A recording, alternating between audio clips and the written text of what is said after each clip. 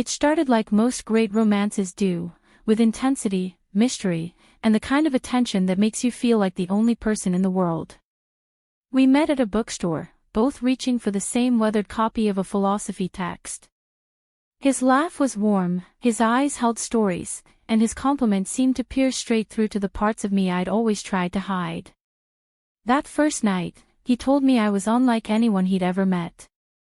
He said he loved how thoughtful I was, how sensitive, how deeply I felt things. And for the first time in a long while I felt seen. But what I didn't realize was that being seen can be the beginning of being controlled. The things he admired, my empathy, my self-awareness, my need for connection, slowly became weapons in his hands. He knew exactly where my insecurities lived because I had handed them to him like love letters, believing that transparency was the key to intimacy. I told him about how I always felt a little too much. How growing up, I was the emotional one, the one who cried during movies and stayed up nights worrying if someone was mad at me. He said he loved that. But it didn't take long before he started calling me dramatic. He would say it with a smile, always joking at first. If I got upset about something, he'd grin and say, "There you go again, being extra." It felt like teasing, light-hearted, so I brushed it off. But then he began to tell our friends stories about how emotional I was. Always laughing about how I cried over commercials or how I took everything personally. I'd smile through it, feeling small, my cheeks burning with a shame I couldn't name. One night, we had a fight, a real one. I can't even remember what sparked it, but I do remember how I cried, overwhelmed and hurt. He stood over me, arms crossed, and said coldly, "This is why no one takes you seriously. You're just too sensitive." That moment felt like my world cracked. Because he wasn't just repeating what others had said, he was reinforcing every fear I'd ever had about myself. That maybe I was unlovable in my rawness. That maybe I did ask for too much. But after each argument, he was gentle. Apologetic. He'd stroke my hair and whisper, "You know I love you. You just feel things more deeply. And that's okay, but you have to be stronger. For us." And I wanted to be strong. I wanted to be the partner who didn't fall apart. So I tried to suppress parts of myself. I stopped crying in front of him. I stopped expressing when I was upset. I started doubting my own perceptions. If I felt neglected, I'd ask myself if I was just being needy. If I felt hurt, I'd wonder if I was too sensitive. If I felt distant from him, I told myself it was probably my fault. He had created a world where every feeling I had was suspect. Over time, I became a shell of who I was. I no longer trusted my instincts. I sought his approval for how I was allowed to feel. If he said something was a joke, I laughed. If he said I was overreacting, I apologized. I was no longer the woman he met in the bookstore, curious, open-hearted, vulnerable. I was someone else entirely. Someone smaller. And yet, I stayed. Because I kept chasing the version of him that had adored me. I kept waiting for that warmth to return. And occasionally, it did. Just enough to keep me hooked. He'd bring flowers.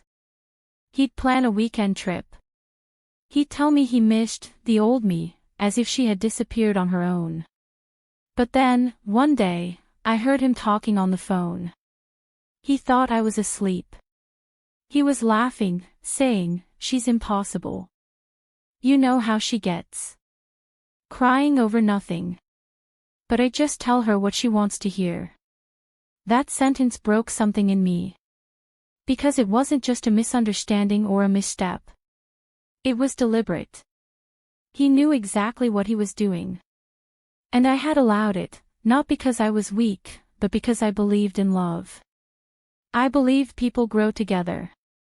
I believed that being honest about my insecurities was a strength. But in the wrong hands, vulnerability becomes a target. Leaving wasn't immediate. It was slow. I started journaling again. I started talking to friends more honestly. I started noticing the patterns, how every compliment had a hook, how every apology had a condition. And one morning, I woke up and realized I didn't know who I was anymore. That scared me more than losing him. So I left. Not with a dramatic fight. Not with a final, satisfying monologue. I packed a bag. I called a friend.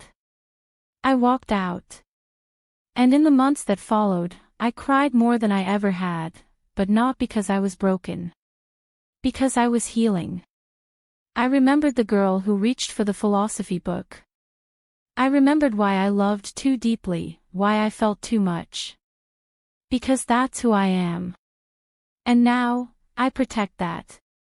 If you've ever felt like your insecurities were being used against you, like the parts of you that make you human have been twisted into flaws, I want you to know, it's not your fault. And it's not the truth. The right person will never use your softness as a weapon. Your sensitivity is not a weakness. And one day, you'll look in the mirror and see someone whole again. Someone who didn't lose themselves. Someone who reclaimed every part. Every time I tried to assert myself, it felt like I was walking into a trap. My words were twisted. My intentions questioned. He made me feel like I was the one causing the problems. When I brought up my discomfort, he'd say I was overreacting or too sensitive. He'd dismiss my feelings with a casual laugh or a well-timed eye roll. The worst part was how normal he made it all seem. Like it was me who needed fixing. We'd be out with friends, and he'd make jokes at my expense, subtle digs at my weight, the way I talked, how I dressed. Everyone would laugh, including me. I laughed because not laughing would mean acknowledging the sting. I'd laugh to avoid the awkward silence that followed his jabs. Later, when I'd confront him, he'd say, I was just joking. You're too serious. He knew exactly where my scars were, emotional ones I'd shared with him in trust, and he used them as weapons. When I was unsure about a decision, he'd call me indecisive. When I felt insecure, he'd say, that's why people take advantage of you. Slowly, the voice in my head stopped sounding like me. It sounded like him. My self-esteem eroded, piece by piece. I stopped wearing clothes I liked. I stopped speaking up in conversations. I avoided seeing my friends because I was afraid they'd notice the version of me I'd become, quieter, duller, apologetic. I started apologizing for everything. Even things I didn't do. I remember one night, I came home excited about a small promotion at work. I told him about it with a smile, waiting for even a sliver of pride or joy. He looked at me and said, so what? It's not like you're leading the company. The excitement drained from me. I felt foolish for being proud. That's when I realized, it didn't matter what I did. It would never be enough. Because it was never about me growing, it was about him keeping control. I started keeping a journal, not out of habit, but out of desperation. I needed to track reality. I'd write down what he said, how I felt, and what actually happened. Because I was beginning to doubt my memory, my perspective, my sanity. I started Googling things like signs of emotional abuse, gaslighting in relationships, and how to know if it's you or them. I read stories that mirrored mine, and that scared me more than anything. What scared me wasn't that I was being emotionally abused. It was that I had let it happen. That I had ignored the red flags, excused the behavior, rationalized the hurt. But emotional abuse is not something you see coming. It's something you feel long after it's taken root. One night, I sat in the bathroom with the door locked, just to feel like I had a boundary he couldn't cross. I looked in the mirror, and I didn't recognize myself. My eyes looked tired, my face pale, my mouth downturned. I whispered to myself, this isn't love. This isn't what love should feel like. And that whisper turned into resolve. I didn't leave the next day. Or the next week. But I started building the courage. I reached out to a friend I hadn't spoken to in months. I reconnected with my sister. I talked to a therapist. And piece by piece, I built a ladder out of the hole I had sunk into. Eventually, I left. Not with fireworks or screaming matches, but with quiet finality. I packed a bag, left a note, and walked away. Not because I hated him, but because I finally chose to love myself. He tried to pull me back in, of course. With apologies, with promises, with tears. But I saw through them now. I heard the manipulation in his apologies. I felt the control in his promises. I recognized the cycle, and I stepped off it. Healing wasn't easy. For months, I questioned everything. But every day, I reclaimed a little more of who I was. I wore colors again. I laughed loudly. I danced in the kitchen without fear of being judged. And slowly, the voice in my head began to sound like mine again. If you've ever felt like you're being crushed by invisible hands, if you've ever questioned your own reality in a relationship, please know, you're not alone. And you're not weak. You're human. And you deserve love that heals, not love that hurts. Please consider subscribing for more stories that speak to the heart. After leaving, I found myself in a strange emotional limbo. Free, but untethered. Safe, but strangely hollow. I had become so used to chaos that calm felt alien. I remember sitting in my new apartment, surrounded by unpacked boxes and silence, wondering, what do I do now? Who am I when no one is tearing me down? I began reintroducing myself to myself. I revisited hobbies I had long forgotten. I started painting again, badly, but joyfully. I took long walks with no destination. I found a local book club and nervously joined. The first time someone complimented my thoughts during a discussion, I nearly cried. I had forgotten what it felt like to be heard without judgment. There were setbacks. Days when I wanted to call him. Nights when I missed the idea of him more than the reality. Because that's the thing about abusive relationships, they don't just break your heart, they break your sense of what's normal. I had to teach myself that peace was not boring. That kindness was not weakness. Therapy helped. So did writing. I began turning my journal entries into essays, and eventually, a blog.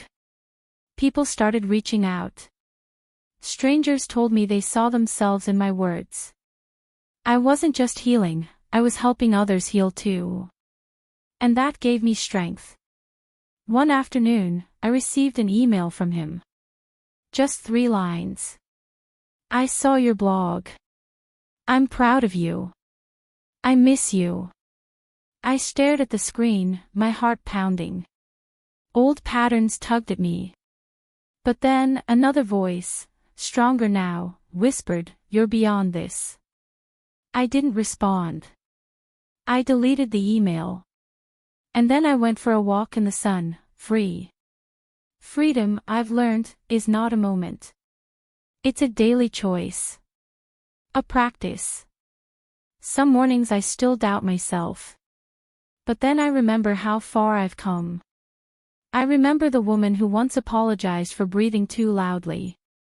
She's gone now. In her place is someone fiercer, wiser, softer. And if you're listening to this, stuck in a cycle, scared to leave, please know, there is life on the other side. Not just survival, but joy. Real joy. The kind that doesn't ask you to shrink. You are worthy of that joy. Subscribe for more stories that remind you, you're not alone.